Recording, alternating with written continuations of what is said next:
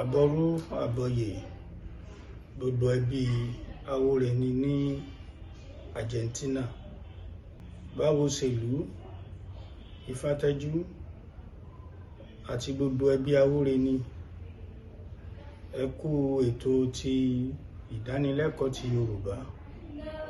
Ètò tẹ́ fi lọ́lẹ̀ yìí, ètò àlàáfíà ni. Ọkàn yín á balẹ̀ o. Ìmọ̀ ọbẹ̀ ò ní kú mọ́ inú o.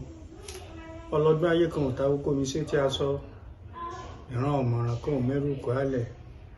Alárìn kan ò mọ́bilẹ̀ gbé pẹ̀kú sí. Adébá fún wọn nímọ̀ rẹ̀ àgbádà.